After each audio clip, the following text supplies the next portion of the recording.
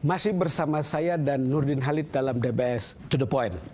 Bung Nurdin, kita sudah bicara tadi bahwa ada 2 laporan ke pemerintah Menkumham untuk kemudian mendaftarkan Golkar versi Bali dan versi Ancol.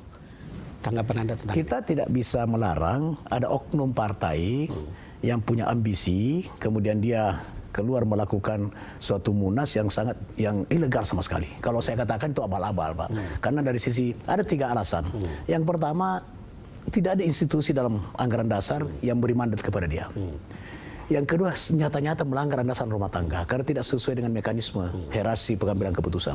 Yang ketiga, pesertanya ini adalah betul-betul bukan pemegang hak suara. Kalaupun ada ketua yang hadir, itu hanya tidak lebih dari 20. Lepas dari alasan yang Anda sampaikan yang bisa saya pahami, tetapi ceritanya kan pemerintah atau ada pihak ketiga yang kemudian harus ikut dalam proses ini begitu, di mana kemudian akan menimbulkan beberapa pertanyaan atau mungkin juga akan menimbulkan beberapa persoalan. Kalau berjalan secara normal, mestinya berdasarkan undang-undang, pemerintah itu kan bukan dalam posisi menyetujui.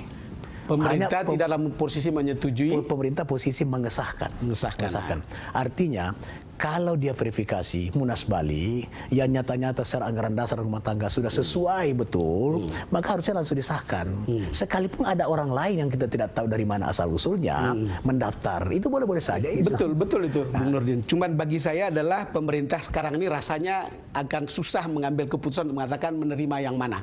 Walaupun tentu kubu Anda mengatakan sudah jelas kita yang layak diterima, tapi juga kan mungkin kubu sebelah mengatakan kita yang layak diterima. Tetapi yang ingin saya katakan adalah bahwa kemudian persoalannya akan jadi lebih panjang. Ini kan seperti kasus P3 kemarin akhirnya jatuhnya ke pengadilan, bukan? Ya. Jadi ada perbedaan jauh dengan P3. Ya, kalau saya lihat P3 itu ada rapat pleno dipimpin wakil ketua umum dengan sekjennya, begitu, ya. Kemudian banyak quorum itu. Kemudian ada DPD 2-nya, DPD 1-nya mendukung. Kalau ini nggak ada sama sekali, Pak Don. Ya, beda sekali, sangat berbeda. Itu pun ditolak oleh pengadilan. Kan begitu. Nah, mestinya kalau pemerintah berdasarkan nuraninya sebagai pemerintah yang ditugaskan oleh negara, ya, untuk mengurus rakyat ini, kalau menggunakan nuraninya dengan akal sehat, dia langsung sahkan Munas Bali setelah verifikasi sesudah anggaran dasar rumah tangga itu.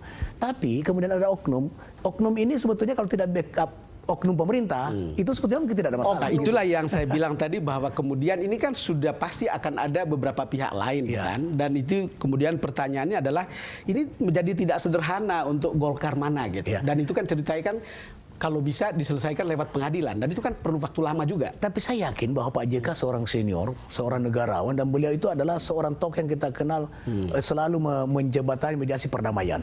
Saya yakin itu.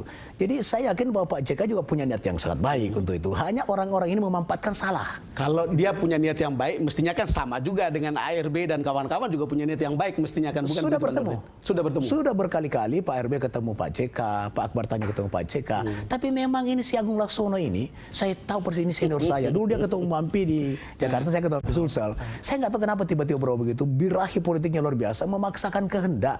Waktu terjadi peristiwa penyerangan oleh preman politik dipimpin oleh saudara Yoris itu, ini Agung Laksono datang ketemu Pak ARB di sebuah ruangan tempat. Menurut saya ada di situ, kita sholat maghrib di situ, ya.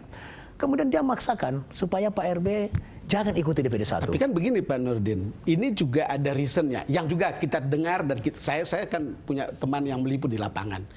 Mereka bilang ganti Pak ARB karena gagal perolehan kursi untuk jumlah target di legislatif. Kemudian tiket calon presiden, calon wakil presiden tidak dapat, boarding pass untuk presiden, jadi calon presiden pun tidak jadi dipakai untuk naik pesawat. Kan itu kira-kira cerita yang umum sudah diketahui. Kalau Pak Don yang mengatakan begitu, saya bisa terima. Pak Don sebagai orang media, orang netral, tapi yang mengatakan itu Pak Don, orang dalam yang ikut terlibat dalam proses kepemimpinan.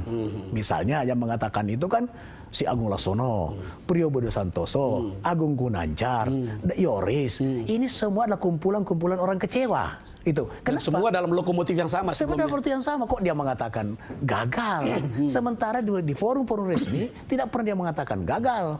Dia mengatakan itu di media. Kalau macam Pak Don, pengamat, itu saya bisa terima. Nah sekarang saya ingin menjawab faktanya. Itu boleh saja Pak Don atau lain pengamat LSM mengatakan gagal. Tapi saya tidak mengatakan.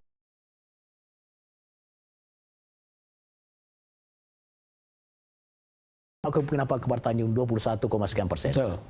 Kemudian setelah itu berganti kepemimpinan Pak Yusuf Kalla, Wapres.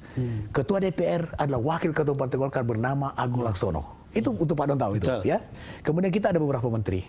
Apa yang terjadi? 2009 turun drastis suara Partai Golkar dari 21, sekian persen menjadi 14, sekian. Nah, kemudian pada 2014 kita tidak punya Wapres ketua Golkar, Pak Don. Kita tidak punya ketua DPR wakil ketua Golkar. Tapi Pak Bu Rizal bisa mempertahankan ini tidak turun. Kita akan teruskan perbincangan kita setelah ini,